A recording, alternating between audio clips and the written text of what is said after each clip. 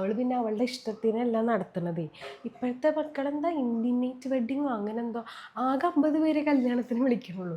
പിന്നെ അവരുടെ ഇഷ്ടമല്ല നമ്മുടെ ഇഷ്ടം, അവരണ്ട് നടത്തട്ടെ, നമ്മൾ സഹകരിച്ച് കൊടുക്കുക. ഷോ ആകെ 150 പേരാ. നമ്മുടെ സൈഡിലെ ബന്ധുക്കൾ തന്നെ ഉണ്ട് 150 പേര്. അപ്പോഴാണ് മൊത്തം കല്യാണത്തിന് 150 പേര്. അതൊന്നും നടത്താൻ പറ്റില്ല. സ്വന്തം ഇഷ്ടത്തിന് കല്യാണം നടത്തുന്നുണ്ടെന്ന് വിചാരിച്ചിട്ട് എല്ലാണ്ട് തന്നെ ഇഷ്ടം നടക്കാനൊന്നും പറ്റില്ല.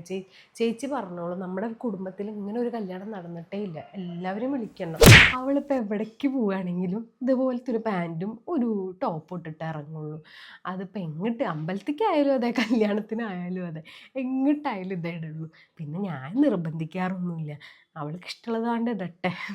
ഇപ്പോഴത്തെ മക്കളോട് എന്തെങ്കിലും പറഞ്ഞിട്ട് കാര്യമുണ്ടോ? അവരിഷ്ടമുള്ളത് ഇട്ട് നടക്കട്ടെ.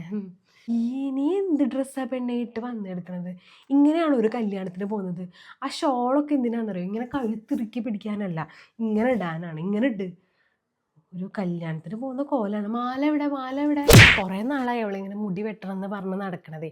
അപ്പോൾ ഇന്നലെ ഞങ്ങൾ പുറത്ത് പോയപ്പോൾ അവിടെ ആ ജംഗ്ഷനിലുള്ള പാർലറില്ലേ, അവിടെ നിന്ന് മുടി വെട്ടി. നല്ല ഭംഗിയുണ്ട്, എന്ത് വൃത്തിയിൽ അവർ വെട്ടിയെടുക്കണത് അല്ലേ. പിന്നെ മുടിയല്ലേ, വളരും പിന്നെയും. എന്തോരം മുടി ഉണ്ടായിരുന്ന കുട്ടിയാ, അതൊക്കെ വെട്ടിക്കൂട്ടി കാണിച്ച് വെച്ചിരിക്കുന്നത് നോക്കിയേ. അല്ലെങ്കിലും നിൻ്റെ അമ്മേനെ പറഞ്ഞാൽ മതി, ഇങ്ങനെ കൊണ്ട് നടക്കല്ലേ. നീ വെട്ടണം എന്ന് പറയുമ്പോഴേക്കും അമ്മ കണ്ട് വെട്ടിക്കാൻ കൊണ്ടുപോവാ. എന്താ അത്, ഉള്ള ഭംഗിയും പോയി. പെൺകുട്ടികൾക്ക് മുടിയുള്ളത് ഐശ്വര്യം.